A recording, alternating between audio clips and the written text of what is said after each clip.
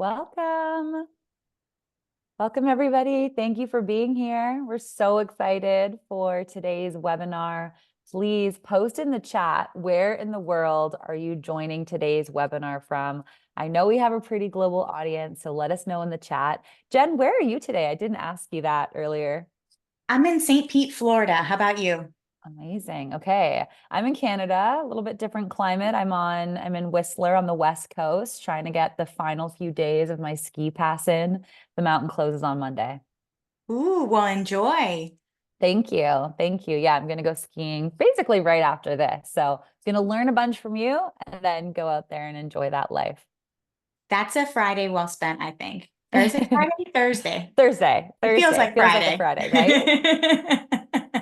So those who are just joining, please put in the chat. Let us know where in the world that you're joining from. We also have a poll. So we want to know, what is your experience with today's topic? So I'm going to launch that poll now. The question is, have you had a paid travel writing assignment before? Which of course is a big part of Jen's discussion and what Jen's been able to do with her career as well. So fill those in. Let us know where in the world you're joining from, and I'll start introducing things. So if you are new here, you haven't seen my face before, I'm Sam. I have the pleasure of getting to moderate this amazing webinar series. We've been doing this now for over a year, and I get to meet amazing creators and entrepreneurs like Jen, who come on here and teach us how they've been able to be successful at what they do, so that we can then take those insights, those strategies, and apply them to our own business, our own content creation, our own freedom lifestyle, which is what I'm all about. When I'm not doing this, I have my own podcast called The Freedom Lifestyle, all about leveraging flexible work arrangements to really have our dream life. And it sounds like Jen has been doing this now for quite a while. If you don't know Jen, you've had quite an interesting transition. You went from a lawyer to full-time travel writer. Is that correct? That's right. Wow. Okay. So from lawyer to full-time travel writer and best-selling author, Jen is the founder of Jen on a Jet Plane, which is a blog for female solo travelers. She's been a TEDx speaker, award-winning travel journalist. And when she's not on a plane, she's based out of Tampa, Florida. Welcome, Jen. Thank you. Thank you so much for having me. Of course, we're so excited to learn from you.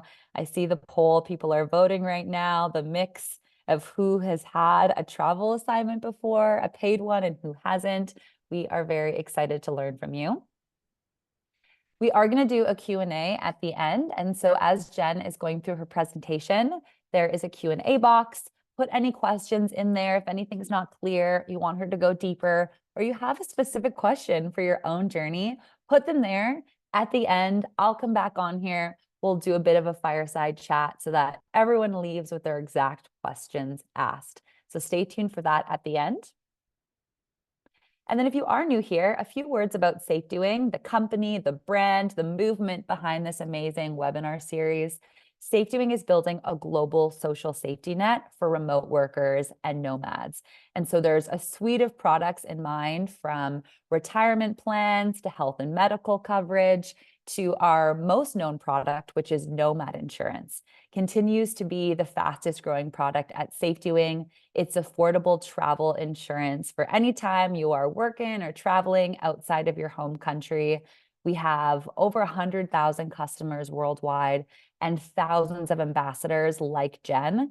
And we are going to invite you to join the ambassador family today. We have content creators, influencers, travel writers, anyone who's really in this space, remote work advocates who are part of our ambassador program. So you'll learn a little bit about that today.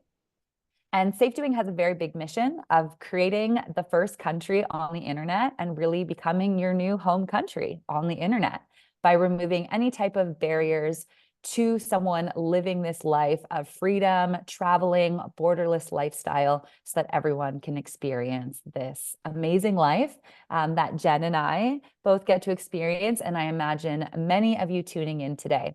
So that's a little bit about us. On that note, Jen, are you ready to take things over? I am. Yes, let's do it. Okay, I'm going to stop the poll so that we can see the results for you. Once Great. you're getting started. Good mix. All right. Yeah, definitely a good mix. Excellent. I'm actually glad to see nobody had an unpaid assignment. That's good. Get paid your worth, people. That's what we're here for. And so let's dive right in. I'm going to start sharing my screen. Can you see me? That looks perfect. Excellent. So, as was touched upon briefly, my name is Jen Ruiz, and I am a SafetyWing Ambassador. This is sponsored by SafetyWing, and I'm so excited to be here sharing with you just one of many ways that you can make money as a remote worker. And for me, my initial source of income, the very first money I made with regards to travel, was in freelance travel writing. So today's webinar is going to teach you how you can become a freelance travel writer, or if you're somebody who has already had some paid writing assignments, hopefully how you can ramp that up and get better paid assignments and just really make that a good stream of income for you. So throughout the presentation, you will get a chance to become a SafetyWing ambassador yourself in the comments, and you can just click the link as it's shared, and there will be a special bonus at the end. So let's dive right in. Can I move this? There we go. So I already had a fabulous introduction, but I just wanted to share some of my experience, particularly with freelance travel writing. I'm a 6-time national award-winning travel journalist. I've had bylines in outlets like the Washington Post, National Geographic, Time Magazine, TripAdvisor, The Observer, Matador Network, Lonely Planet, The Points Guy, Self. I could go on and on. I was an editor of the Foder's Travel 2023 guidebook to Puerto Rico, and I was also a part of Afar Magazine's United Voices program that took place last year, highlighting local authors and writers and bloggers and creators in Puerto Rico. So I've had many, many years that I've been doing this. My first paid piece was in 2016. So 8 years so far that I've been a freelance travel writer, and I've been very lucky to be able to have this as a steady income stream. And hopefully by the end of today, you'll have some tips to help you do the same. So what will we cover today? We're going to talk about what freelance travel writing is and what it consists of. We're going to talk about how you can find assignments. And then once you have these opportunities for assignments, we're going to talk about what's included in a pitch. What do you send so that you can get the job, right? And as I mentioned, we are going to have a special bonus at the end. Okay. So first, what is freelance travel writing? Freelance travel writing is when you write articles for a major media. It could be a small media, but any kind of media outlet. It could be digital or it could be print. Although nowadays digital is much more prevalent, it's easier to get published in digital because there's less print magazines, there's less newspapers, there's less space. You know, these publications are being shut down. So there has been a shift from the traditional media that we know, where it used to be that to be a travel writer, you had to be on staff. You were maybe the one travel writer that they had on staff and they sent everywhere for a particular publication. And it just doesn't work that way anymore. Today, the way that it works is that outlets assign articles to their staff and also to freelance writers to be able to have enough articles that are constantly being published. You know, outlets are really run by ad revenue. So a lot of times the more articles they have, the more eyes they get on their website. So they have an interest in outsourcing pieces to make sure that they have these well-written pieces from people who are on the ground. Maybe you have photographs that you've sourced. And so that's what you're selling to the media outlet. You are paid by the media outlet. So whoever it is that you're writing for, they pay you. The magazine, the newspaper, you are not paid by the brand that you're working with. You're not paid by the hotel that's hosting you, right? There's still that traditional element of having journalistic integrity. And so the idea is that you wouldn't be paid by the brands that you're writing about, since that could potentially sway what you're writing. And that's a really interesting part about freelance travel writing that differs from being an influencer or a content creator, and it's that the brand doesn't control the messaging that you share, right? You go, you experience this as a journalist, and then you come back and you write about it from an independent, unbiased point of view. And you can say whatever you'd like. That's why sometimes you might read reviews that aren't as flattering because you're not being paid to be a commercial for them, right? You're being paid to promote them in an editorial way. So that's the difference between editorial, earned media, and sponsored media, which is like when you go to an influencer and you pay them and you tell them, I want this used, I want these edits made, put this in the caption. That's different. So as a travel writer, you have that sense of autonomy in a way where you're not beholden to the standards of the brand. You are, you definitely have an editor to respond to. It's the editor who has the final say in the title. They have the final say in the headings. They have the final say in the photos that are used. They have the final say as to when your piece is actually published. So you really don't have much control in terms of how things get published in the actual media outlet. And that can be a little bit frustrating because, as an influencer, you can be like, I will definitely have this published by the end of this week. And as a travel journalist, you're like, your guess is as good as mine. I'm not really sure when that'll go live. So you may sometimes have brands wanting to see that immediate outcome, and you don't really know because you're not behind the scenes on that process of how things get published with that magazine or newspaper. And so that's the main differences between freelance travel writing, being a journalist, and being a content creator or an influencer.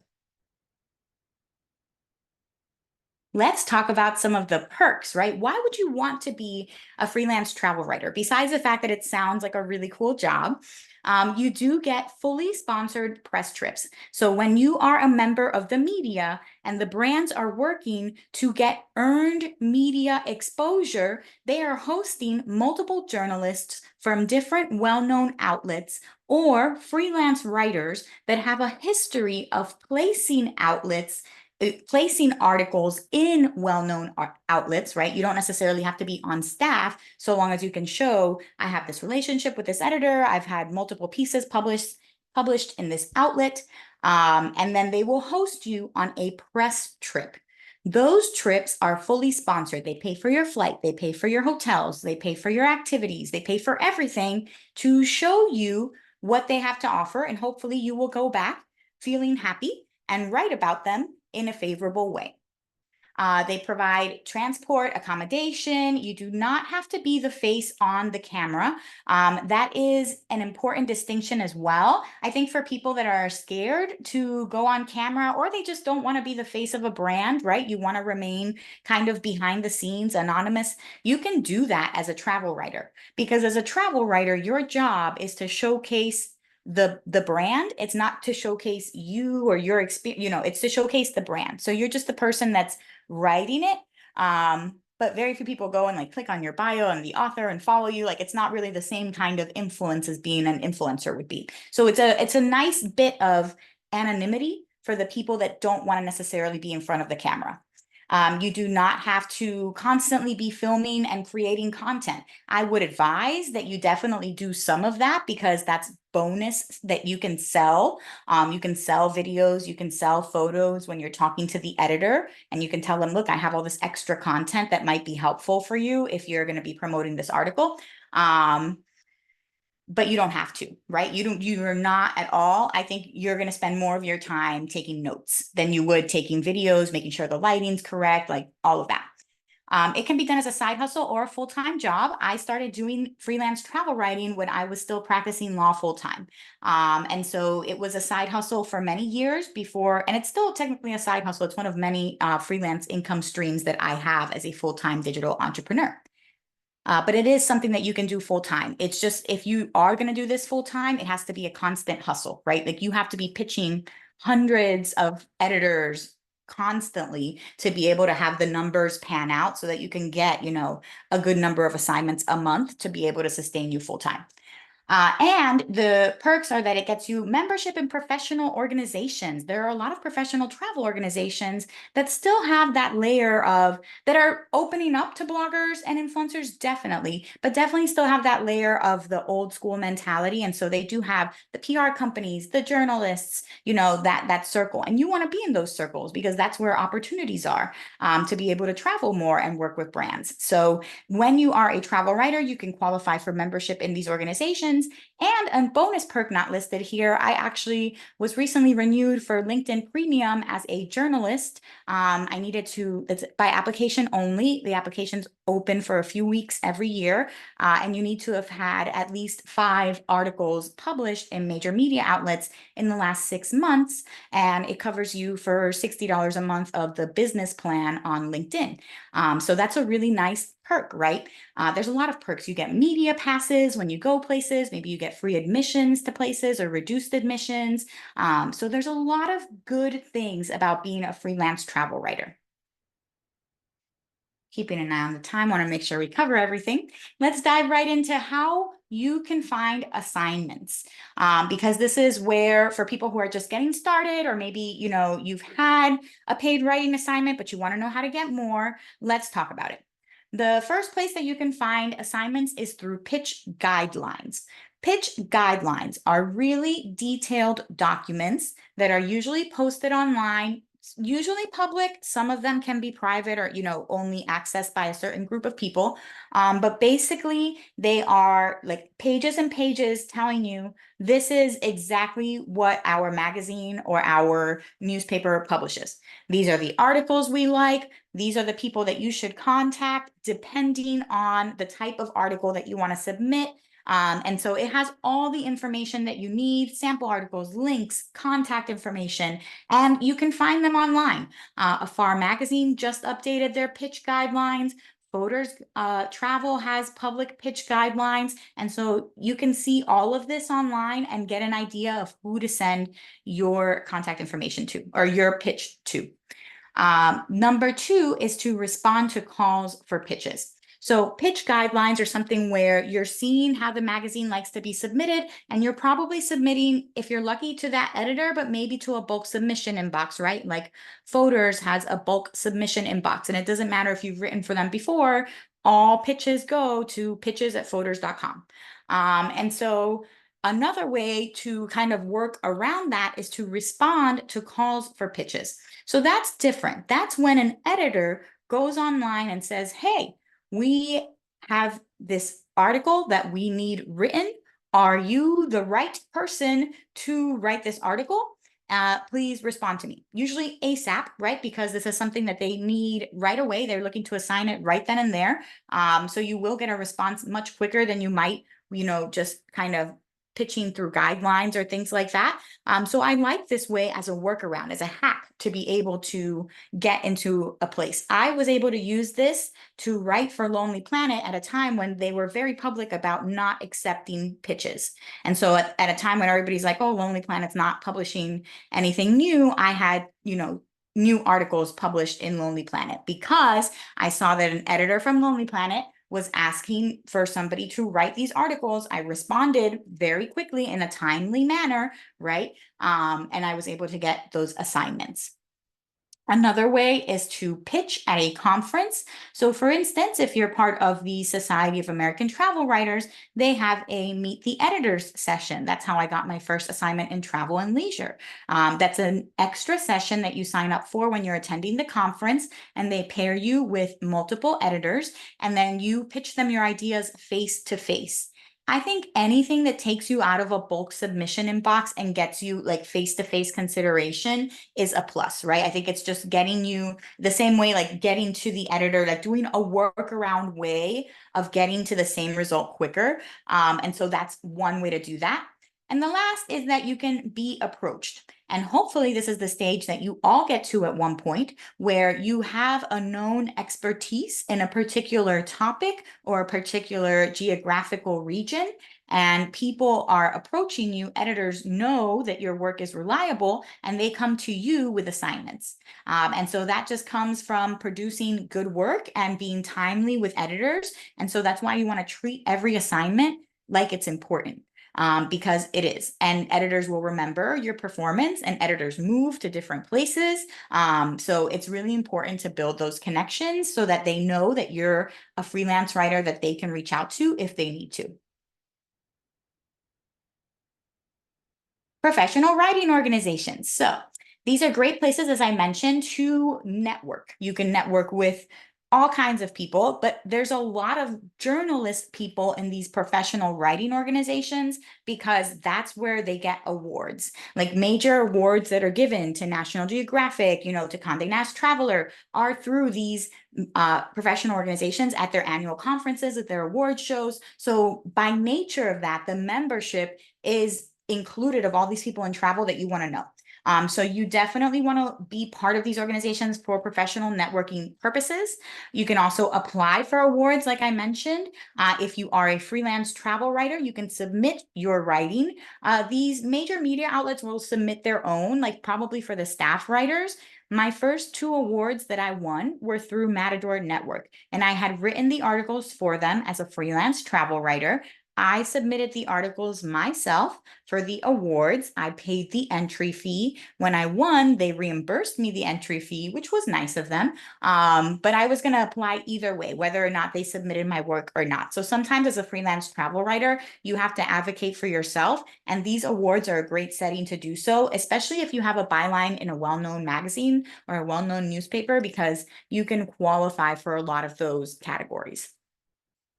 As I mentioned, you also get a media pass and credentials when you're part of these organizations, which is great. You can just get reduced admission and sometimes free admissions to things. And some examples of organizations that you can join include the ones listed here. The first 4 are US-based organizations like Society of American Travel Writers, North American Travel Journalists Association, Midwest Travel Journalists Association. I put the Travel Media Association of Canada, but there are associations all over the world. So depending on where you are, look into that as a way to network and get assignments. So I'm going to take you through the who, what, where, when, and why of putting together your perfect pitch. So now that you have the opportunity, now that you have the ear of an editor, let's go through what exactly you should be sending them. Starting with the who. First is, who should you be sending your pitch to? So as I mentioned, and I kind of touched upon, you definitely want to be outside of the realm of the bulk submission inbox, right? So whenever possible, try to find the direct email address of the person that you want to be pitching.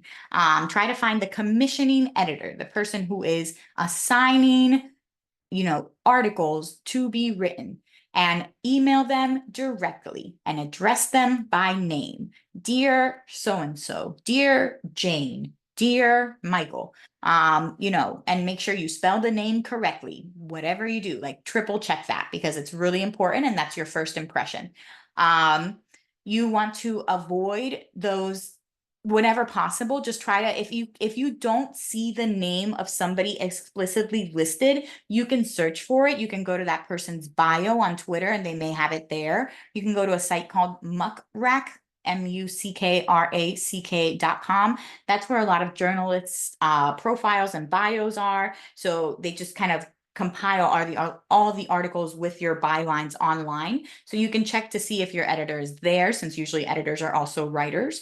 You can check to see, LinkedIn, if you find, you can look in a ton of places, but whenever possible, try to avoid just sending it to a bulk inbox unless that's the way to submit it. Like with folders, that's the way to submit it. So even if you're emailing an editor directly, they're going to tell you this has to go to the bulk submission inbox. So that's the one exception, and that's, the exception, not the rule. And that's why I put with exception. And don't pitch more than one editor at once. This is becoming somewhat flexible. So the point behind this was, if you're sending one pitch to somebody and you send it to somebody else and then they both say yes, what are you going to do? Now you have to tell one of them, no, you can't have it. I sold it to this other outlet. And then it maybe burns a bridge with that editor. I will be completely honest, when I was starting out, like all the way back in 2016, and these were, when I was doing just kind of contributing to sites where I wasn't necessarily even getting paid, because I started out like contributing to Elite Daily and contributing to thought catalog before I switched to my focus in travel. So it might have been as early as 2014. The years blend when you get older. But I had that instance once, right, where I had 2 editors interested in the article, and it wasn't a great outcome. So there has traditionally been that mindset that you shouldn't pitch more than 1 editor at once. However, that has become, because so many people have gone freelance, because there have been, so many changes in the media world, it has become more commonplace for you to let the editor know when you're pitching that you're pitching this to multiple outlets. So it's not as taboo anymore because, people got to get paid, and we don't have 4 weeks to wait for you to hear back onto maybe you're interested and then it gets public, So I think there is now that leniency where you can say and let them know in the pitch, as a heads up, I am pitching this to multiple outlets. That's particularly the case when you have something like time sensitive, right? So if I don't hear back from you by this date, I'll assume that that was a pass, particularly if it's something that, like the solar eclipse, let's say you wanted to write about that. So something like that. So that was the who. Let's talk about the what. What should you put in your pitch now that we know who it's going to? This is a Twitter post from Starlight Williams. She is one of the commissioning editors for National Geographic. She gets a ton of pitches. And so this is like public on her Twitter profile. I think it was her pinned post. If it's not now, it has been for a few months, where she talks like basically to deter people, like, don't send me hot mess pitches, right? Imagine what her inbox must look like. So please do not bother her unless you come like in the order that she has dictated. And this is very simple, like what I will teach you how to do this. So she says, my ideal pitch in this order is the sample head / deck, the nut graph, and the bio. And we're going to break this down into less technical terms and tell you exactly what that means, like for the layperson. So first, you're going to have a proposed title. You're going to put this in your subject line, right? Your subject line is not going to read pitch for you, heart you, editor, like none of that, right? Like you're going to put pitch and then your actual title. Pitch. X spots you can't miss in this city. Pitch. This unique spot is, whatever it is that your title is. Put it in the subject line. They're not going to click open, particularly imagine what their inbox looks like just pitch after pitch after pitch. So you want to make yours stand out. So you want to have a compelling title with like a clickbaity, that kind of title that's going to make them open in the subject line. You're going to then start your pitch just like that with your idea. Like you're not even going to talk about yourself. You're going to go right into your idea. Again, because editors are really busy and they want to know, is this an idea that's worth my time? So right away, dear name, please accept the following pitch. Like nothing about you, just please accept the following pitch. Then your proposed title, again, from the subject line. And I sometimes like to put another proposed title. If you have another clickbaity title, like these are the least expensive destinations to visit in the summertime, in peak summertime, or, these are destinations with bucket list experiences in Iceland. Like, I don't really know. I'm just coming up with things off the top of my head. Whatever your article is about, put those titles so that they have less work to do, right? You saw how much work that is to come up with a title. You've already done that work for them. The editor does not have to think of a way to make your title compelling. You've thought about that. You've thought, what can I highlight that makes people want to click? And a good way to do this is by looking on their existing pages and seeing how their titles are formatted, because depending on the vibe of the magazine, they may have titles worded in a different way. Some magazines may be very scientific and scholarly. Some may be very casual, right? Like there's a difference between pitching Smithsonian and pitching Cosmo. And so you want to make sure that your titles are aligned with how they word things on their site normally. Then you want to put 3 to 5 sentences about the article. What is the article? What is the article about? Why is it unique? Why would their readers care about this? Is there a timely article angle here? And why are you the one to write it, right? Like what makes you the expert that means that you should cover this? And so if you cover all of that, you will fulfill what she's talking about. Your sample head / deck will be your proposed titles, right? So it's not a topic. It's not, I want to write about solo travel. It's this solo traveler is changing the world with this, sustainable technology. That was a good title. And you would come to me eventually. And a nut graph, the 5 W's, right? That's what we're talking about here today: who, what, where, when, why. And she's saying particularly what makes this compelling for why. Superlatives. This is the best. This is the worst. This is the cheapest. This is the most expensive. Global appeal, new take, timely news. And then the last part is your bio/clips. Now this is the time where we can talk about you, right? So why are you the person to write this? Your bio and your links come after your pitch. So please accept the following pitch. Your pitch, short pitch, right? This is not these are not paragraphs. This is not you've pre-written the article. It is 3 to 5 sentences. That is your pitch. And then you can say, I usually say something like, by way of background, my name is Jen Ruiz. I am an award-winning travel writer with bylines in X or with an expertise in Y. So I keep that very short. 1 or 2 sentences. Please find samples of my work below. And then at the end, you link relevant clips. If you're somebody that does not have relevant clips, because I do recommend you have at least 1 clip that is a good clip to send to the editor. Without this, they have no idea if your writing is good or not. So, and I don't recommend that you send like your own blog post as a clip. Like, have a clip that's been published somewhere. And so some of the ways that you can get started: Matador Creator Network. They're not my favorite for like paid influencer work, but in terms of, and they're not really my favorite sometimes for paid journalist work either, because they'll host you on the press trip, but they won't pay you for the actual article. But if you're somebody that's getting started, they do have press trips. And they do have opportunities for writers there. So you can look to pitch articles. You can look to attend press trips through their creator network. It's an application process. Business Insider. Love Business Insider because they publish like your opinion. Like, so if you're somebody who's been on 15 cruises in the last year and you're a cruise expert, you can talk about that even if you're not a travel writer, right? They care more about the experience that you had versus your background as a writer and your resume. And so my last article for Business Insider was on like, I stayed at Giraffe Manor. It was a super expensive hotel. That was what that experience was like. Like, I paid X amount to stay at Giraffe Manor. So if you're somebody that's had like a luxurious experience, or I went on a family trip, or I did this really cool thing, Business Insider will publish that first person perspective. And it's a great way to get a good byline under your belt. Pop Sugar Voices, another place where you can go and contribute, possibly earn money, depending on the views that your content gets for them, but you would get a link through them that you can apply and have with your pitches that you're sending out. Okay, so that is a pitch in a nutshell. Let's talk about where to send your pitch.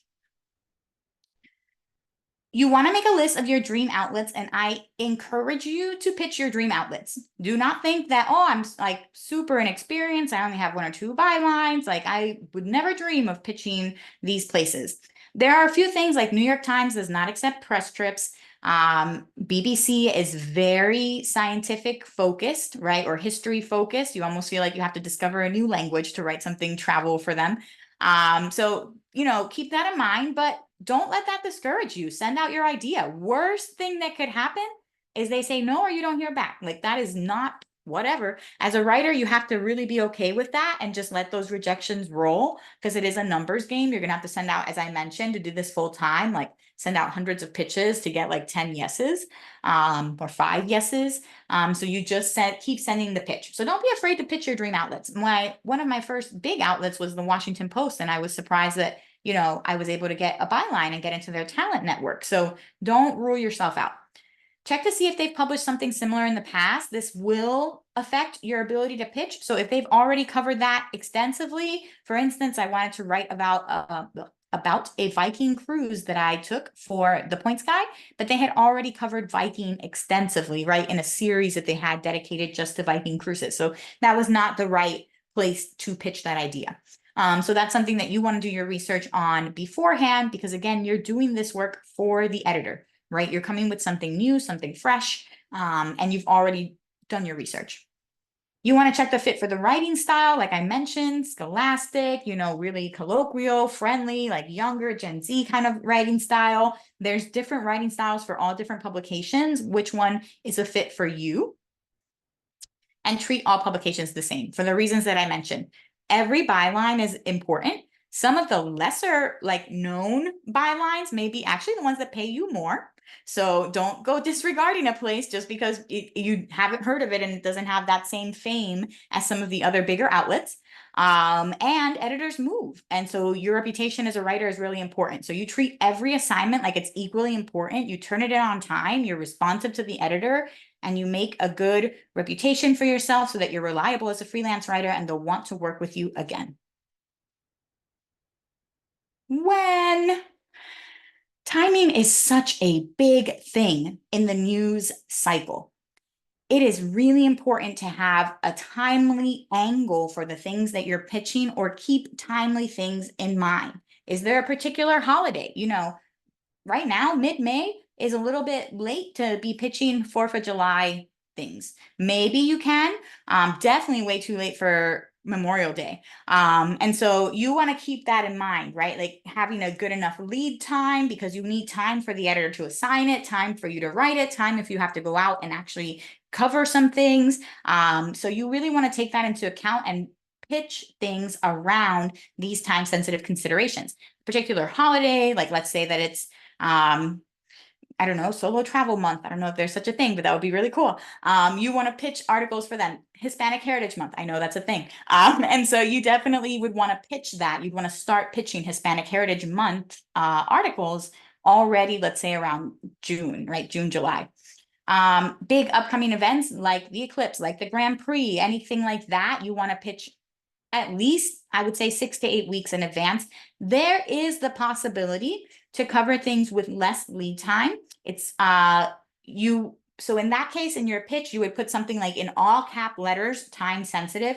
Do not abuse the all caps and do not abuse the time sensitive, because if an editor sees that and they stop and they open it because they think that it's really time sensitive and it's not, you're going to get blackballed from that email list. So only use it when you're serious, but if there is something time sensitive and you can cover it, put that in your subject line so that they see that right away and they're more compelled to open it and answer quickly. Topics that have been covered on the news, if you can do a different take on that. For instance, lately there's been a lot of talk, well, always there's a lot of talk somewhere about, let's say, lost luggage or, airplane safety or, all kinds of things related to travel. If there's a news topic that you can offer a particular take on, that's a good time to pitch. And then take into account the lead times. Like I mentioned, for print, it's even longer. So for print, you could have lead times of 6 months to a year. So you want to make sure that you're pitching that well in advance. And the last part of the pitch is the why. Why you? Are you a local expert, right? Have you lived in this place your whole life? Do you know everything about it? Are you constantly out and about? Do you know every hidden nook and cranny of this location? Do you have a subject of expertise? Are you good in road trips, boating, hiking, family travel? I don't know. Whatever your expertise is, that's a good thing to market. Have you done this type of trip or activity many times? Have you climbed the mountain 46 times? Are you a frequent traveler to Italy, right? Have you been 20 plus times? That's important to establish expertise. Are you writing about your culture or heritage? I mentioned Hispanic Heritage Month. That's something that you can also command an extra sensitivity fee for. And you can also sometimes get another fee, like double the article fee, for translating the article. I've had that before where I've translated the article to Spanish. Have you written other pieces like this? If so, include those samples so they can see relevant related works. That all helps to establish why you should be the person to write this article. Whew, and our time is going by so fast. So I want to tell you that I have a special bonus for you. I have pitching research that I have done for you. It is a list of media outlets that pay $1 a word. We didn't touch much on rates, but they can really vary. And $1 a word is kind of hard to find nowadays. I know everybody jokes about Carrie Bradshaw's like $4 a word in the show, but it's just not realistic nowadays. I think $1 a word is a good pay rate, but they're harder and harder to find. So with this list, I have outlined for you 12 media outlets that pay $1 a word, and hopefully it can help you get paid well for your work. I truly do believe that with freelance travel writing, you'll be able to get paid, sponsored trips. You'll be able to be paid well for the work that you do. And hopefully over time, you'll be able to excel to different types of writing, right? Like guidebook writing, writing for different books. Lonely Planet, I've published a chapter of their book Offbeat, and they always have calls for submissions. They just had a call for submission for a new birding book that they're doing. And so you can, once you get in the flow, you can be getting published in lots of different ways and really make travel writing lucrative for you. So this is my gift to you. I hope that it is helpful, and I hope that this entire webinar has been helpful. I do want to leave time for Q&A, so I'm going to show you where you can reach me. This is my email, my blog, my social media handles. I'm on Instagram, TikTok, Facebook, Twitter. I'm on Twitter, and honestly, as a freelance travel journalist who's aspiring to be, you should be as well. Twitter is actually such a great place to find assignments. It's where, and if you follow me, I retweet a lot of calls for pitches. And so when you do that, when I do that, you can just start following those editors. So you'll be able to see those calls for pitches yourself. But don't discount Twitter, because it's still very much an active place for journalists and editors and people in the media space for getting assignments. So that's what I have for you today, and hopefully we can take some questions.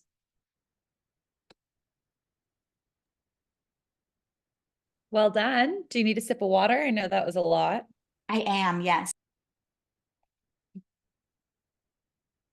Okay, please put your questions either in the chat or in the Q&A box. I see one for you here right away, Jen.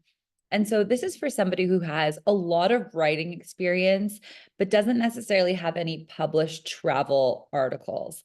Any tips for someone like this on how they can get started? I know you mentioned having one published article before sending out pitches, but maybe you can speak to that experienced writer, but not in the industry they want to be in.